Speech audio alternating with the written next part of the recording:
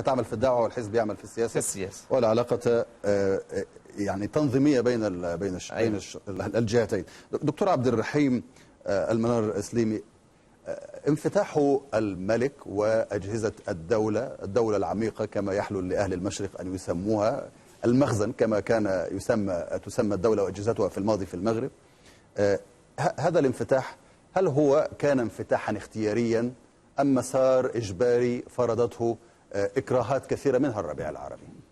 أعتقد بأن هذا الانفتاح له خصوصيته. نحن نتحدث عن تجربة مغربية مختلفة عن ما وقع في المشرق. أولا هناك اختيار للإسلاميين بالدخول إلى حزب كان قائم والمشاركة في الحياة السياسية.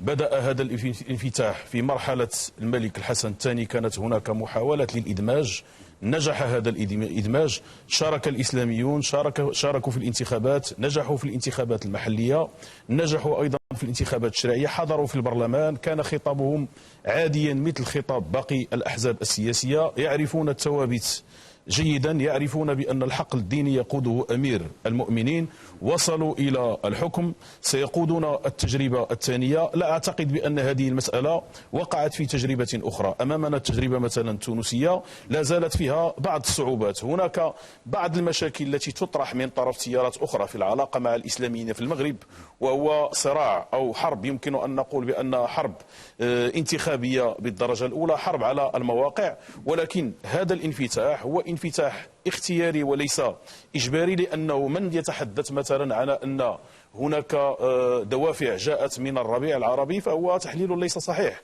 لأن الإسلاميون موجودون. قد تكون الظروف التي وقع فيها مثلا مرحلة الحراك جاءت بهم إلى الحكم، ولكنهم اليوم يعودون في ظرف عادي. لكن الإصلاح الدستوري لم يأتي إلا بعد نشوء حركة 20 فبراير.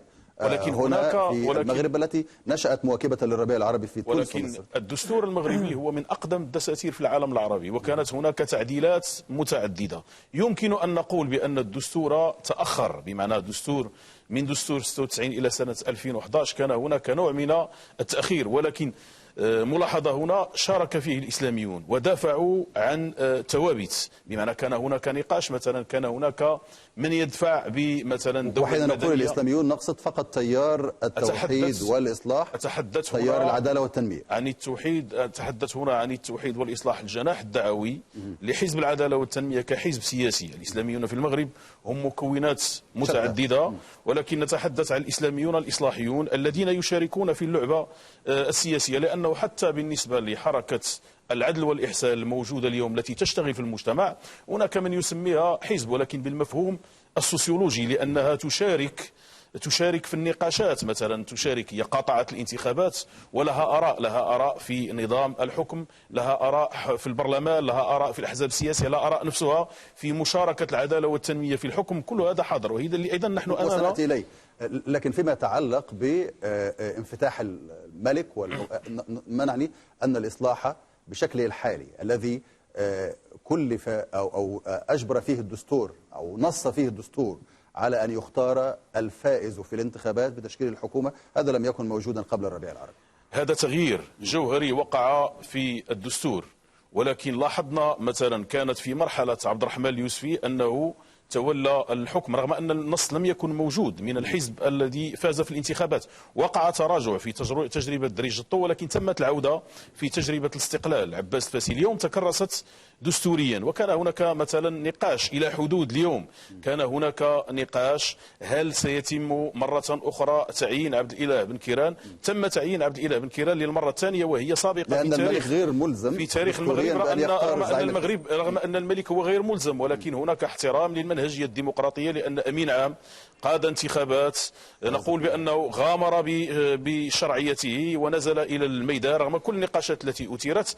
إذا تم تعيينه وسيقود البحث عن حليف حكومي. إذا نحن أمام تجربة تشتغل بقواعد الديمقراطيات المعاصرة رغم بعض الهفوات الموجودة، وهي هفوات مرتبطة بالمسلسل والصراعات الموجودة بين الأطراف. هل المكونات الأخرى في المشهد السياسي المغربي، وأقصد بذلك التيارات الأخرى غير الإسلامية، وأعني بغير الإسلامية التي لا تتخذ الإسلام مرجعية لها وتتخذ مرجعيات أخرى، كالأصالة والمعاصرة وبقية الأحزاب. هل هي بنفس الإيمان بهذا المسار أم أن هنالك في وسط هذه التيارات من هو يعتبر تيارا استئصاليا لا يريد للإسلاميين أن يكونوا في المشهد برمته؟ هذا الخطاب موجود. مثلا لاحظنا ما يمكن أن نسميه بصراع كبير، وكانت فيه اتهامات لحزب العدالة والتنمية بأنه مدفوع من تيارات إسلامية أخرى. كانت هذه المحاولات، ولكن دعني أوضح هنا بأن هناك خلل في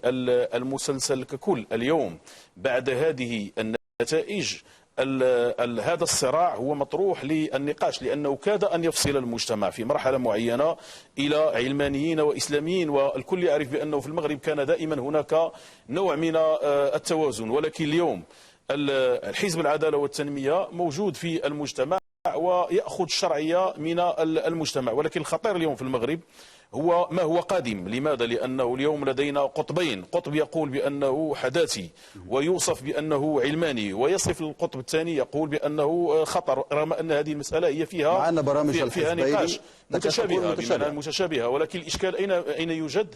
يوجد في أن حزب الأصالة والمعاصرة يمكن أن نقول بأنه قوة انتخابية ولكن بدون مشروع سياسي، بمعنى مشروع سياسي لا زال فيه نوع من الاضطراب، على عكس مثلا العدالة والتنمية يمكن أن نقول بنوع من الوضوح، ولكن هناك نوع من التهم التي ألصقت به. مطلوب منه خلال المراحل القادمة بأن يقوم بمجهود على الأقل لإزالة هذه التهم التي ألصق به وصفه حزب الأصالة والمعاصرة، إزالة آثار العدوان، والعدوان هنا المقصود به الحملات الانتخابية. لكن دعنا